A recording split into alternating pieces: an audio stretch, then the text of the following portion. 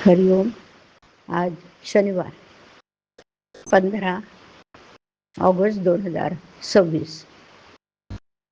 सद्गुरू ब्रह्मचैतन्य गोंदवलेकर महाराज यांच्या प्रवचनाचा आजचा हा भाग. वृत्तीचं समाधान ही भगवंताच्या कृपेची खूण. ऐकूया.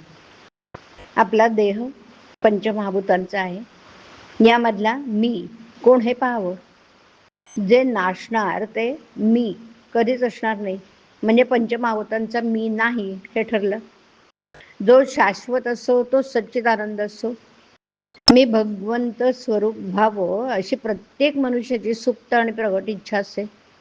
तेव्हा त्यापैकी थोडा तरी मी असल्याशिवाय मला असं वाटणार नाही. भगवंताचं स्वरूप आनंदमय आहे आणि आपण सर्व लोक आनंदात राहावं असं म्हणतो. मी आनंदापासून वेगळा होतो तेव्हा कुठेतरी चुकलं असं समजावं. अपूर्ण सृष्टी पूर्ण करण्यासाठीच मनुष्याची उत्पत्ती भगवंताने आपल्या अंशरूपाने केली. आपल्या आनंदात व्यत्यय आणणारे विषय घालून विषय जाणून घेतले म्हणजे मग आनंदात बिघाड नाही येणार. या वाटेने चोर आहे तसं समजलं म्हणजे त्या तयारीनेच आपण जातो. जो भक्त झाला त्याला विघ्न येत नाहीत. भगवंताचं म्हणून कोणतंही काम केलं म्हणजे त्याला त्रास नाही होत. आनंदाचा साठा कुठे निश्चित असेल तर तो भगवंताजवळ. नाटकात राजाचं काम करणारा माणूस जसा मी खरा भिकारीच आहे असं ओळखून काम करतो, त्याप्रमाणे आपण आपले खरं स्वरूप ओळखून प्रपंच करावा.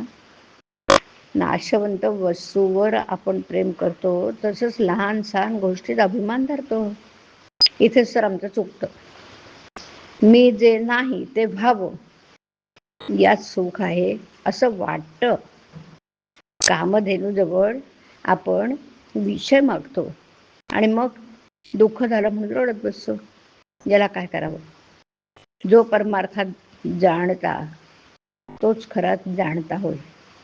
परमार्थ म्हणजे बावळटपणा कसा असेल. अनेक बुद्धिमान विद्वान लोकांना जिथे आपल्या बाजूला वळवायचं असतं तिथे बावळटपणाला वावच नाही.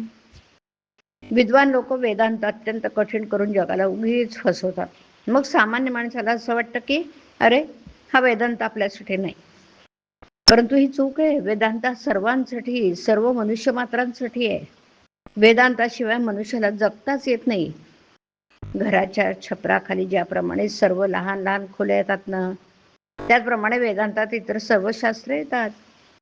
शास्त्राचे मार्ग हे वृत्तीला भटकू न देण्यासाठी आहेत. ते वृत्तीला हलू देत नाहीत. त्यात नामाची गाठ पडली की भगवंतापर्यंत साखळी जोडली जाते. आपण व्यवहारासाठी जन्माला आलो नसून भगवंतासाठी आलोय. आणि म्हणून आपण अमुक एक वस्तू नाही म्हणून कष्टी होण्यापेक्षा दुसरी एखादी वस्तू आहे म्हणून समाधानात राहावं ना.